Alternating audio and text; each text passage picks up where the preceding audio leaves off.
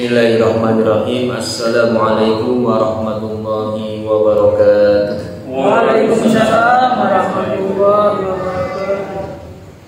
Alhamdulillah wassalatu wassalamu ala Rasulillah wa ala alihi wa ashabihi wa man walah. Qala Allah Ta'ala fil Qur'anil Karim. A'udzu billahi minasyaitonir rajim. Wa ataakum min kulli ma sa'altumuh wa in ta'uddu ni'matallahi la tuhsuha innal insana ladzalumun kafar. Shadaqallahu a'lam. Wa qala Rasulullah sallallahu alaihi wasallam, al-kibru huwa batrul haq wa ghamdun nas.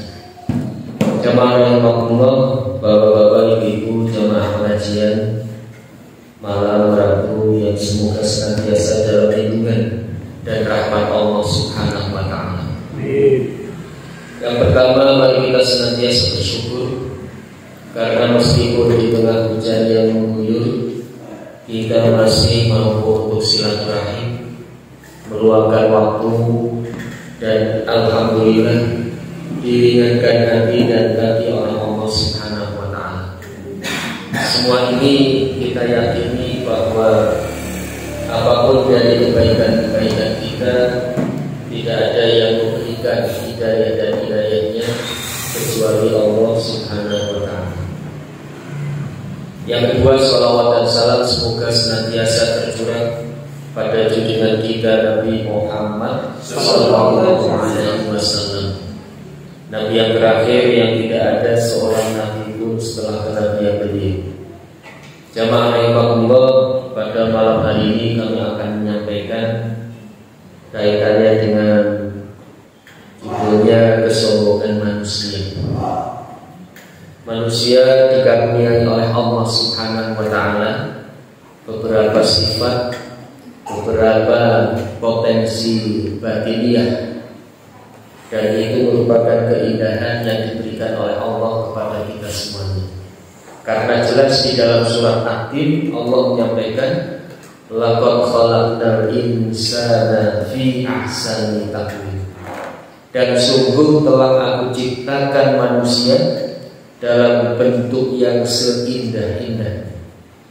Dan keindahan bentuk manusia bukan hanya pada lahiriah, bukan hanya pada jasadnya, tetapi keindahan manusia itu justru juga keindahan rohaniah atau batiniah. Bahkan manusia, pernah kami sampaikan, kalau hanya mengandalkan lahiriah, manusia itu kalah dengan yang namanya binatang ternak. Humul kal an'am bal hum adallu sabila. Mereka seperti binatang ternak, bahkan lebih rendah daripada binatang ternak. Sehingga di mana keindahan manusia itu pasti ada faktor yang lain, yaitu rohaniyah atau batiniah. Jamaah rahimahullah, di antara akhlak-akhlak atau potensi batiniah yang diberikan oleh Allah kepada kita itu adalah kesombongan. Jadi yang namanya sombong itu merupakan ada di dalam diri manusia sejak lahir. Dalam bahasa Arab yang namanya sombong itu adalah takabur. Takabur itu berasal dari kalimat kabir. Takabbaru ya takabbaru wa huwa takabburun. Nah, takabbaru ya takabbaru itu berasal dari asli kalimatnya adalah kabir. Mengapa kemudian menjadi takabur dan apa arti atau manfaatnya? Yaitu kalau kabir itu artinya besar, berarti kalau ditambahin takabbaru maka menjadi merasa besar. Padahal tidak besar, tapi merasa besar atau merasa lebih atau merasa lebih dari orang lain, itu namanya takabur. Sementara yang berhak untuk bertakabur atau takabur itu hanya Allah Subhanahu wa Ta'ala.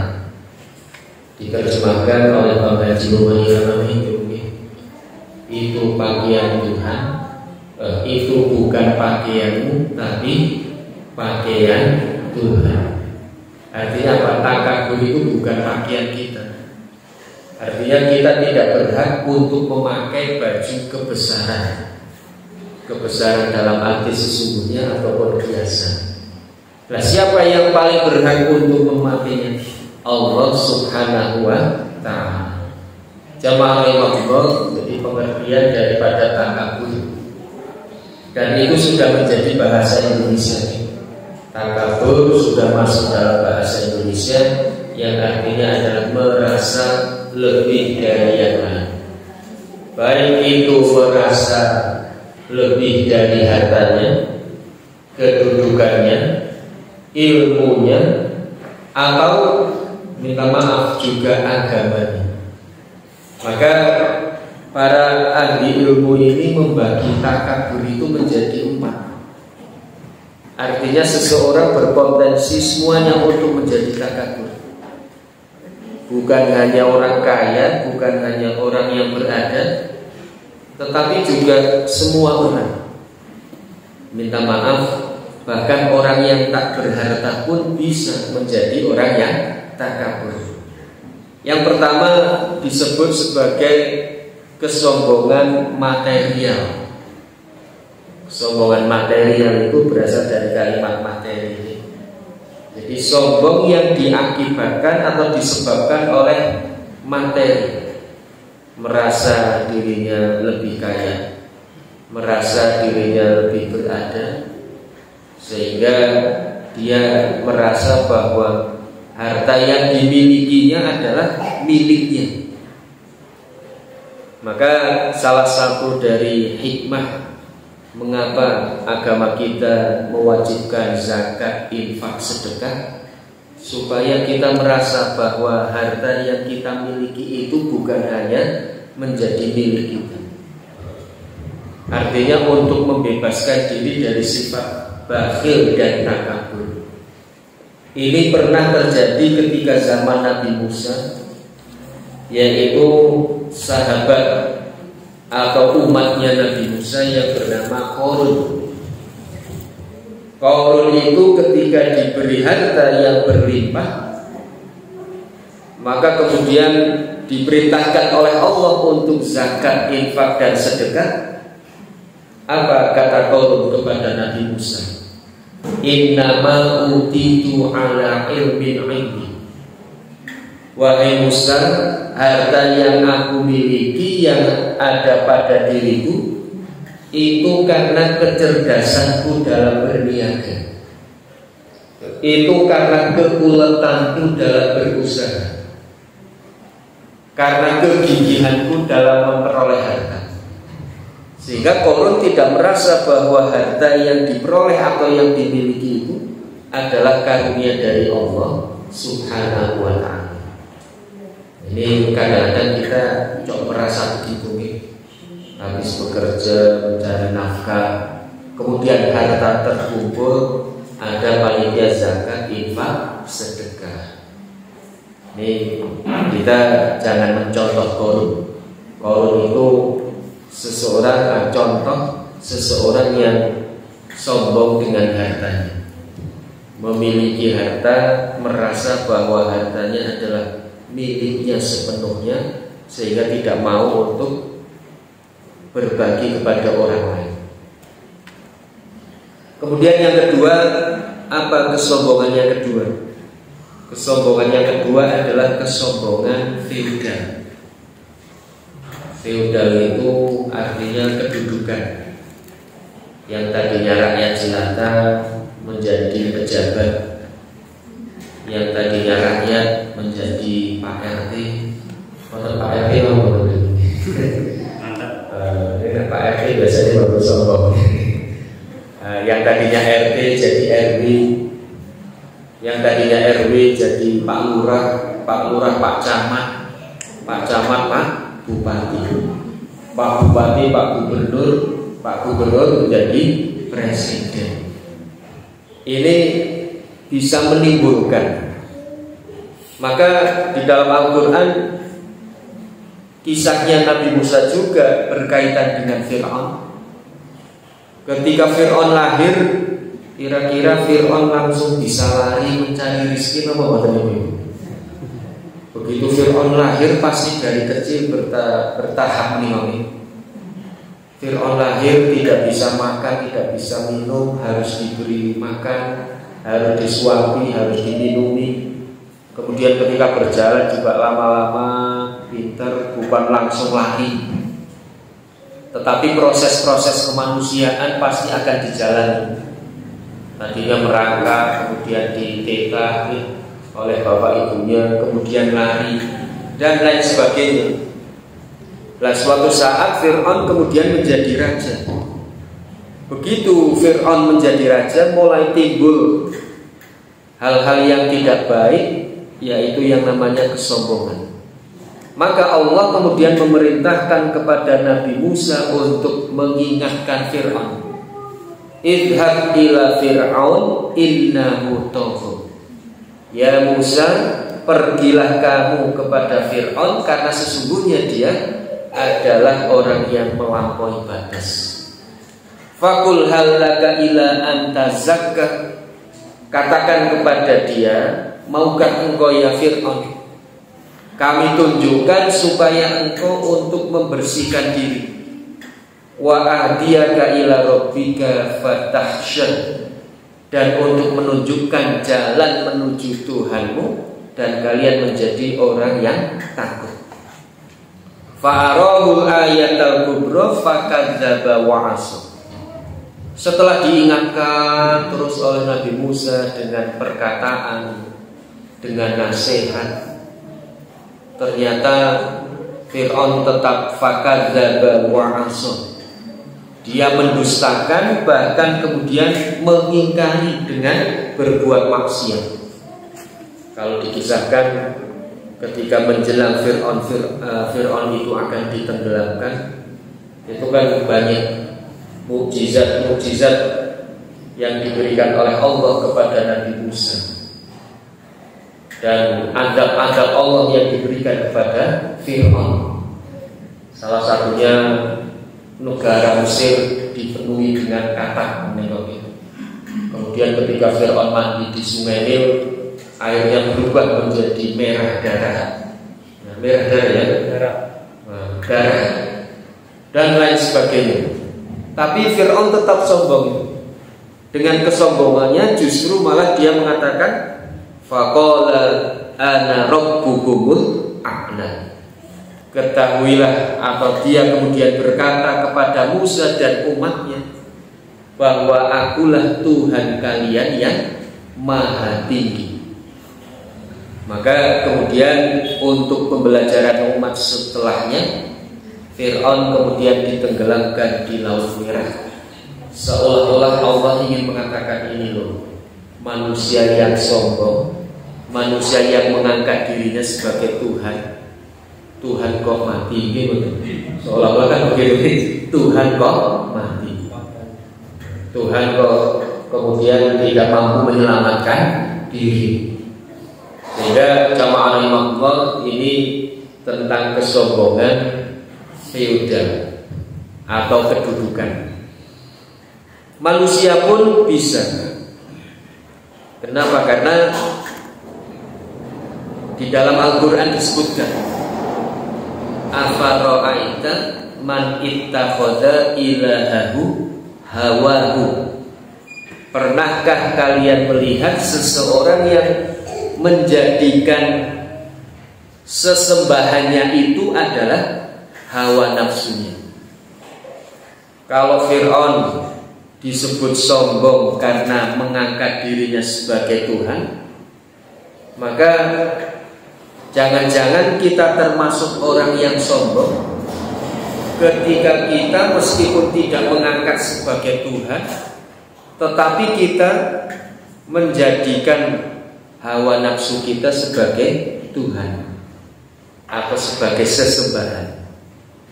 Jadi apapun yang kita kerjakan itu hanya dalam memperturutkan hawa nafsu.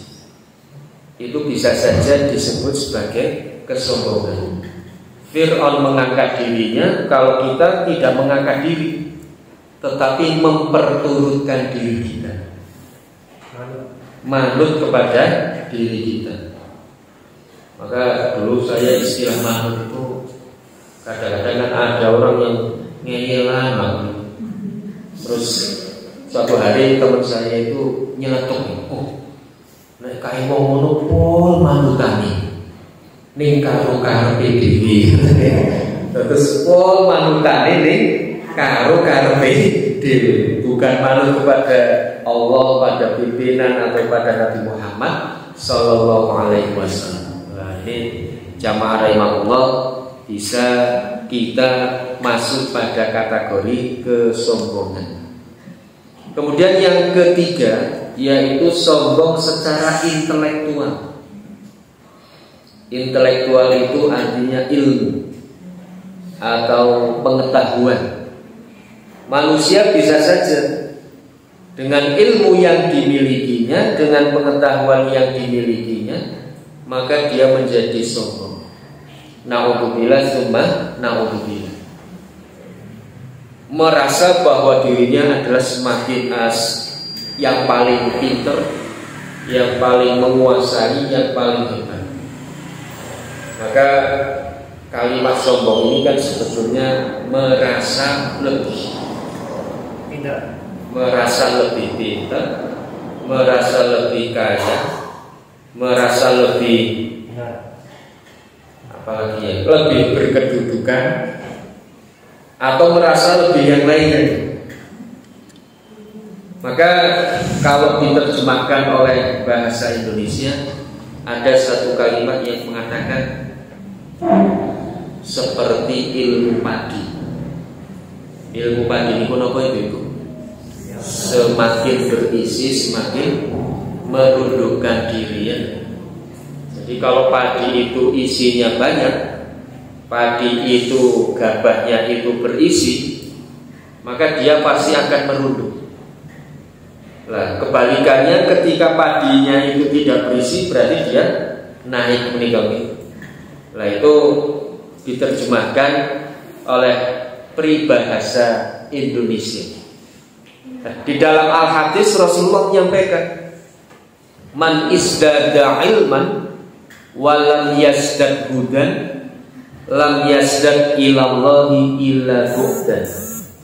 Barang siapa yang bertambahnya ilmu tetapi tidak bertambah petunjuknya mendekatkan diri kepada Allah, maka sungguh dia tidak akan bertambah kecuali menjauh.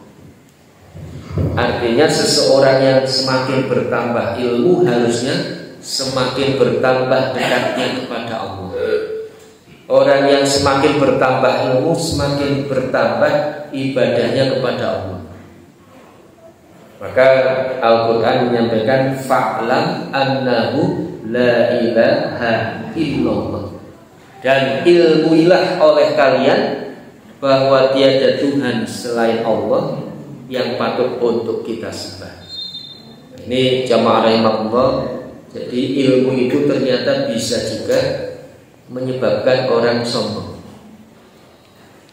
Sudah tiga nih bapak-bapak ibu-ibu nih, karena harta, karena kedudukan, jabatan, dan karena ilmu.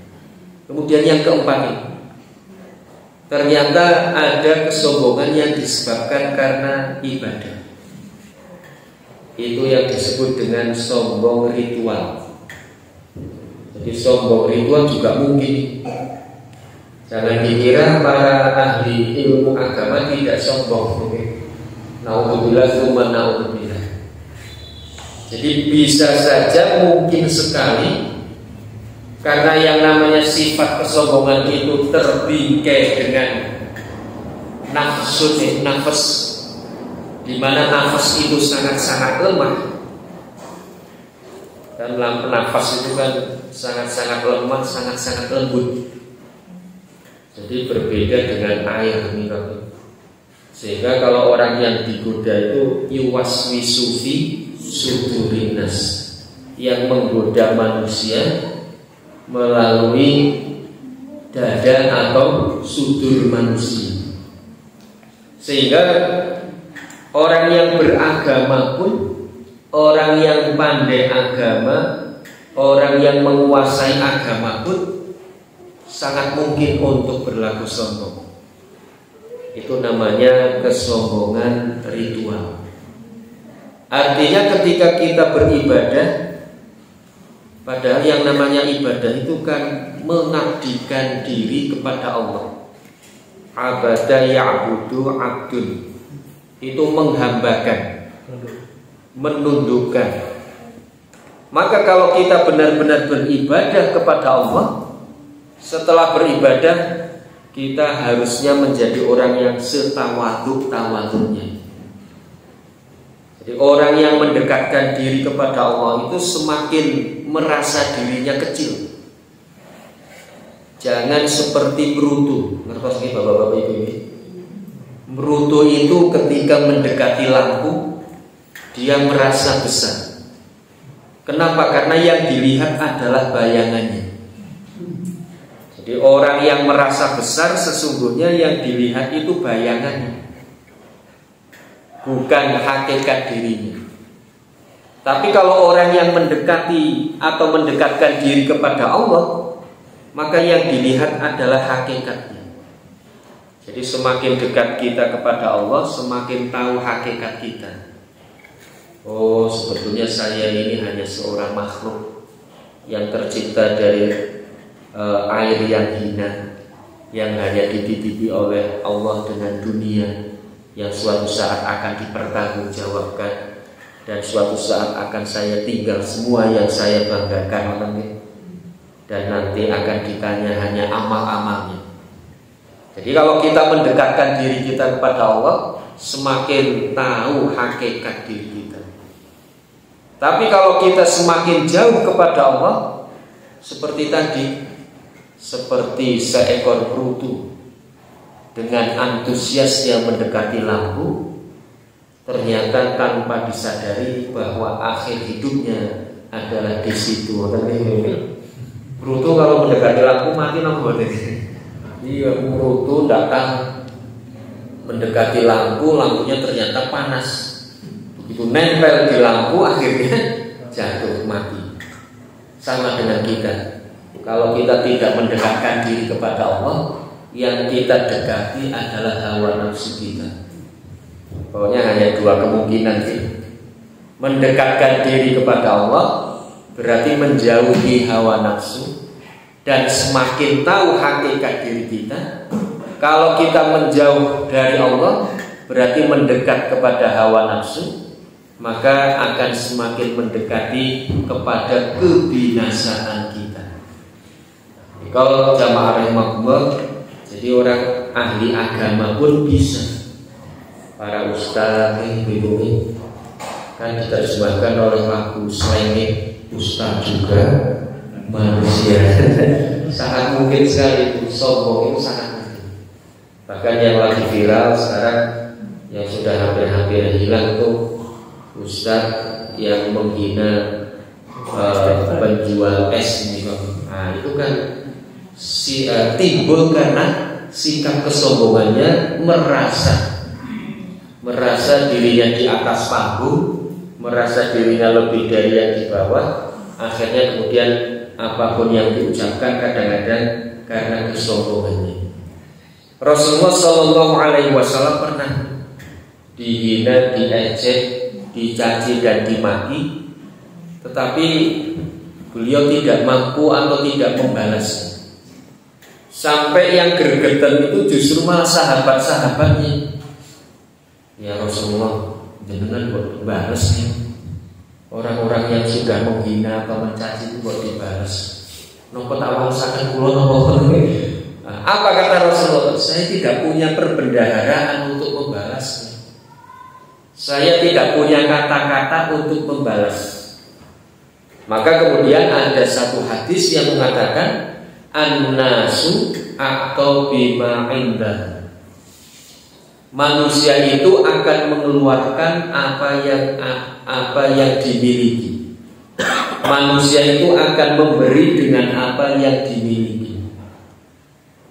Mereka orang-orang kafir Quraisy menghina, mencaci Rasulullah karena memang mereka memiliki itu. Sementara Rasulullah diminta oleh para sahabat untuk membalas dengan balasan yang setimpal, Rasulullah tidak mampu. Kenapa? Karena tidak punya. Sehingga ini diterjemahkan oleh orang Indonesia apa itu? Mangkok mengeluarkan isinya. Apa itu?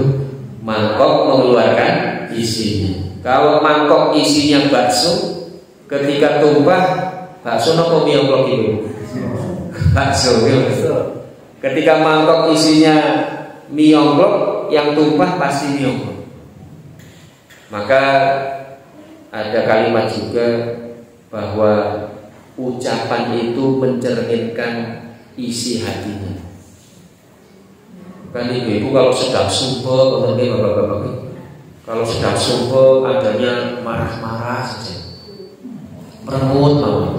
Oh, ini sedang sumpah hati. Ini nek semboyan guyu mawon. Orang takon ini guyu derek apa nih? Lah, yo ini sedang bahagia, sedang gembira. Maka jamaah rahimahullah, ini kita kalau ingin supaya yang keluar dari kita atau yang kita ungkapkan adalah kebaikan, maka harus kita isi dengan kebaikan-kebaikan. Ini yang namanya para ulama, para alim ataupun para ustadz pun kadang-kadang ada bibit-bibit kesombongan. 4 ya. Yang pertama material, intelektual, kemudian feodal, dan yang keempat adalah ritual. Nah, terus umpamanya bagaimana orang-orang yang minta maaf, orang-orang yang secara materi dibanding dengan yang lainnya kok kurang? Apakah bisa menjadi sombong? Bisa, misalnya ada nih, kalau katanya Ustaz Abdul Somad sudah miskin sombong pula orang. Nah, itu kan katanya Ustaz Abdul Somad. Apakah mungkin orang yang tidak berada atau orang miskin bisa sombong? Sangat mungkin, bisa sekali, siapapun bisa. Nah, bagaimana sombongnya orang-orang yang kurang berada? Yaitu kata Rasulullah, sabda Rasulullah, batarul haq wa ghamtun nas. Orang miskin pun bisa menjadi sombong. Kapan? Ketika menolak kebenaran. Kalau menolak kebenaran mungkin kaya miskin bisa. Orang kaya pun ketika menolak kebenaran kategori sombong. Orang miskin juga bisa menolak kebenaran. Dan yang kedua, batarul haq, meremehkan manusia. Coba jamaah rahimahullah, bapak-bapak ibu-ibu pernah meremehkan orang lain atau belum? Kemarin ketika mau nyoblos calon bupati, kemudian memilih salah satu paslon, pasti meremehkan yang lainnya. Kayak paslon nomor 2 iso ngopo itu sudah kesombongan. Atau ketika pilpres, pilpres ada yang meremehkan Pak Gibran. Halo ibu-ibu, Pak Gibran iso ngopo caci jangan sore. Itu kesombongan. Naudzubillah, cuma naudzubillah termasuk jangan-jangan juga saya gitu. Sehingga saya memilih paslon yang lain, pasti kemudian karena pilihan yang lain lebih bagus, lebih kita pandang mampu, kemudian yang lain kita remehkan. Nah, terus bagaimana supaya kita tidak meremehkan? Ya, meskipun ada lagu yang mengatakan ojo dibanding-bandingke, ojo disaing-saingke, tapi dalam hal memilih pasti kita punya kriteria. Hanya saja jangan kemudian kalau tidak kita pilih, kita remehkan. Umpamanya kalau supaya tidak meremehkan, semuanya itu baik. Semuanya itu saya kira mampu, tapi ada yang lebih baik dan ada yang lebih pengalaman. Itu mungkin tidak ada unsur peremehan. Nah ini jamaah rahimahullah. Jadi kesombongan itu ternyata bisa menghinggapi siapa saja, baik kaya, baik tidak kaya, baik pinter, baik tidak pinter, baik ustadz maupun belum ustadz, kiai ataupun bukan kiai, bisa merasuki. Lah bagaimana ciri atau kriteria kita itu ada terhinggap sifat-sifat sombong? Ini mensitir apa yang disampaikan oleh Allah Subhanahu wa ta'ala ketika bercerita tentang iblis. Iblis ketika diperintahkan oleh Allah untuk sujud kepada Nabi Adam, tetapi kemudian menolak dengan mengatakan ana khairun minhu, saya lebih baik dari dia. Nah, kalau kita sudah merasa saya lebih baik dari dia, itu ada bibit-bibit kesombongan. Meskipun hanya di dalam hati yang disebut dengan ijabun. Ijabun itu artinya kagum terhadap dirinya. Ibu-ibu cok kagum kepada diri ibu nopo betul. Yang sebuli paling ayu ya sakare mamane. Yang sebuli ini ayu ya. Meskipun wis putu nih ya Allah, ayu ini masih mempesona, cedak membahana mamane.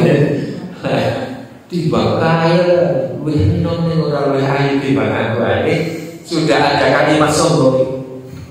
Jebule yang wih pinter timbang kaya, jebule yang wih berkedudukan. Jadi kalau ada kalimat saya lebih dari dia, baik kelebihan harta, kelebihan kedudukan, ilmu ataupun ibadah, itu harus kita tepis sendiri, harus kita buang. Bapak-bapak tidak ke masjid, terus ketika mau berangkat ke masjid melewati rumah tetangga sedang pada duduk-duduk di teras. Wah kayak wong nang teras ora kabeh.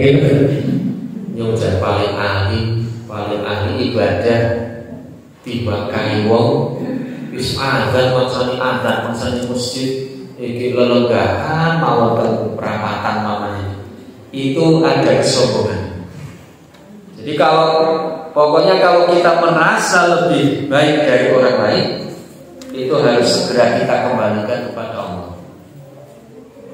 Tapi kalau merasa baik, angsana bapak ini bapak-bapak ini,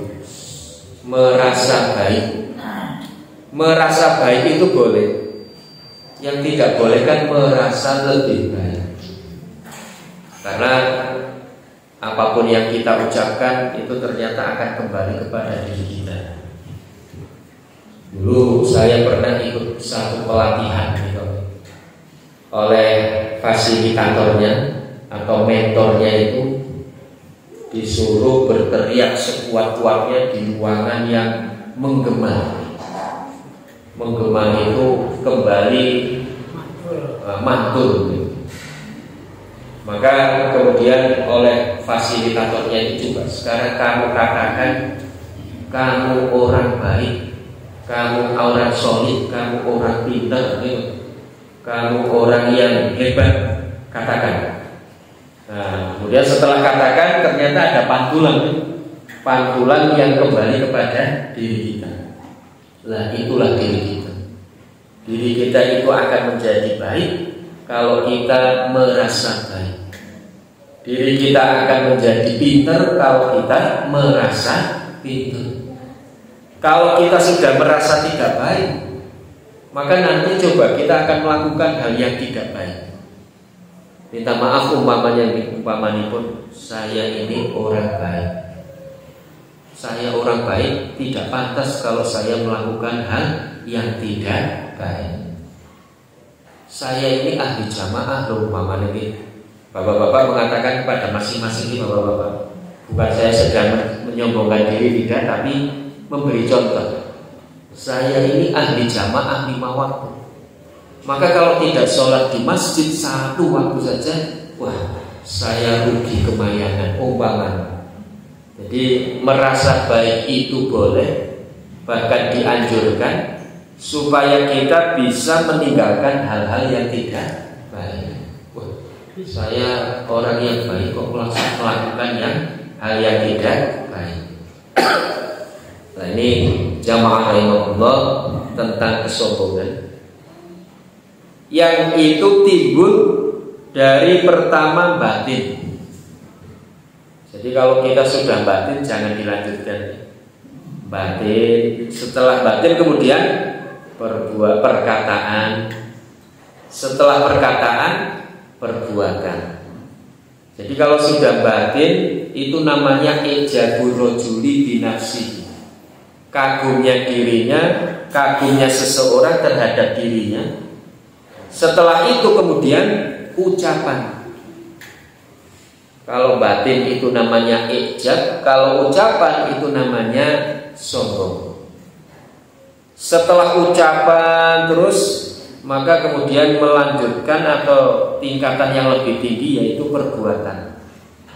Kalau perbuatan itu sudah namanya angkuh menurut. Kalau angkuh itu ya jalannya sudah beda nih. Sudah petita, petiti, petetan, petenteng. Itu sudah angkuh. Tapi kalau batin belum. Kenapa gak baru mengatakan saya lebih baik dari dia? Itu baru batin. Kalau sudah lisan, kok jadi orang iso ngomong-ngomong, itu sudah lisan gitu. Kalau sudah angkuh itu bukan hanya lisan tapi juga perbuatan. Na'udzubillah cuma na'udzubillah. Jamaah rahimahullah. Dan akibat dari kesombongan, di dalam hadis Rasulullah menyampaikan, ketika seseorang itu tawadhu, ketika seseorang itu merendahkan diri 1 derajat saja, maka Allah akan meninggikan orang itu 1 derajat lebih tinggi. Jadi kalau kita merendahkan diri, justru malah kita ditinggikan. Sebaliknya, kalau seseorang itu meninggikan diri, maka justru malah direndahkan. Jadi kalau kita merendahkan, justru malah ditinggikan. Kalau kita meninggikan, justru malah direndahkan. Itu kalau di dalam filosofi kita namanya filosofi pegas, atau bahasa Jawanya pir. Lebih bapak-bapak ngertos pir itu. Pir itu bukan buah pir, tapi pegas. Coba bapak-bapak kalau punya pir pegas, pir itu diangkat, pasti dia akan menarik ke bawah. Jadi kalau pir itu diangkat, ditarik ke atas, justru malah ada tenaga tarikan ke bawah. Tapi sebaliknya, kalau pir itu ditekan ke bawah, justru ada tekanan atau tenaga ke atas. Itu namanya pegas atau pir. Artinya apa? Seseorang yang meninggikan dirinya, dia berkehendak untuk lebih tinggi, dia berkehendak untuk menyombongkan diri, justru malah direndahkan. Meninggikan dengan otot dan kekuatannya. Coba ada seseorang kok melakukan kok petita-petiti, petentang-petentang itu nanti pasti akan direndahkan oleh orang-orang. Ngapa kayak petita-petiti? Coba kalau lebih lenting kok. Gimana itu? Ngapa barang turbin orang tulis setan orang tulis orang ada gitu. Iya, coba gigit nyamuk mesti lenting. Kecuali kalau dibacok pun buatan pedas lah ini. Oh, disuntik mau jerit-jerit kok. Wis petida-petidi itu. Itu artinya orang yang meninggikan diri pasti direndahkan. Tapi kalau merendahkan diri pasti akan ditinggikan. Masya Allah, Pak Herdi yakin wis pinter, bagus, baik hati, suka menabung, tidak sombong lagi. Wah, itu orang yang merendahkan diri, merendahkan pasti akan ditinggikan oleh orang lain. Maka jamaah rahimahullah, ini filosofi dari Pegas ternyata berasal dari hadis Rasulullah. Barang siapa yang merendahkan diri akan ditinggikan, barang siapa yang meninggikan diri akan direndahkan. Orang yang sombong tidak bakal masuk surga. Kenapa? Ada 3 orang. La yukallimuhumullahu yaumal qiyamah wa la yuzakkihim. Tidak akan seseorang itu ditanya atau diajak bicara oleh Allah dan tidak akan disucikan. Siapa mereka? Yang pertama, syaikhun zaniyun, seorang yang sudah tua tapi masih, minta maaf, masih mau berzina. Orang yang tua yang mau berzina. Terus yang kedua, seorang pemimpin yang zalim atau yang kadzib, suka berbohong. Dan yang ketiga ini, seseorang yang menyombongkan diri. Artinya 3 orang ini tidak akan ditanya, tidak diajak bicara, berarti langsung masuk pundi, masuk neraka.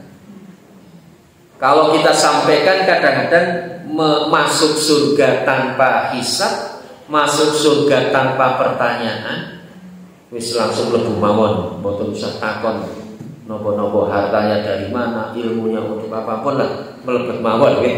Itu ada orang yang masuk surga tanpa pertanyaan, ada orang yang masuk neraka pun tanpa pertanyaan. Jadi tidak ditanya oleh Allah itu bukan berarti kemudian dinengki mawon mboten. Alhamdulillah koyo nang akhirat yang ora ditakoni karo Gusti Allah.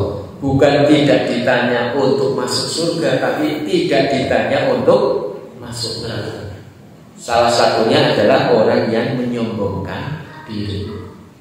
Dan yang terakhir dalam hadis Rasulullah menyampaikan, la yadkhulul jannah, tidak bakal orang itu masuk surga, mangkana fi qalbihi al-kibr law misla dzarratin.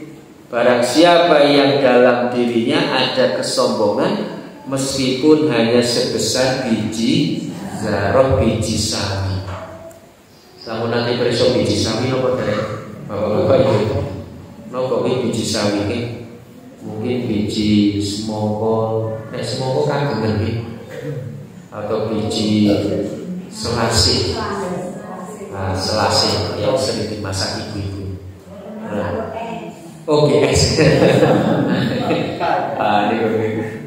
kau dimasak gitu, oh, gitu. Langsung dibikin es gitu. Nah, itu meskipun sekecil itu, kalau ada kesombongan, mari kita hindarkan, jauhkan.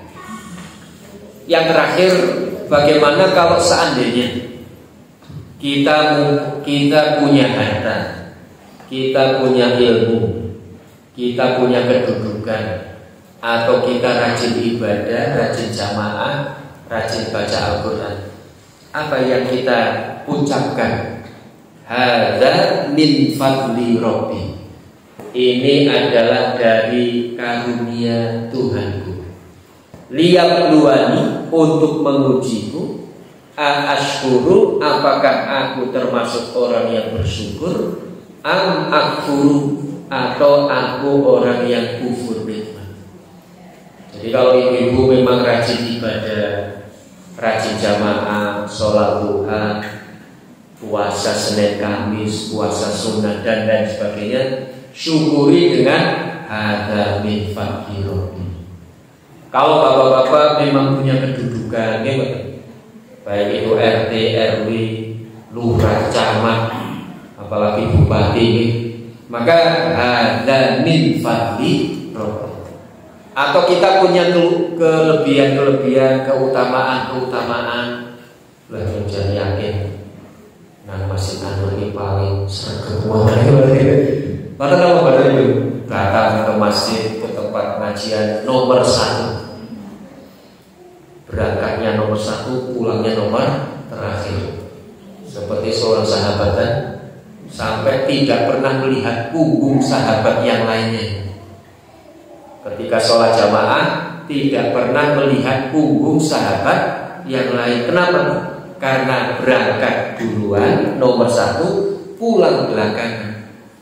Jangan sampai sebaliknya nih bapak-bapak ibu-ibu, berangkat belakangan, pulang duluan.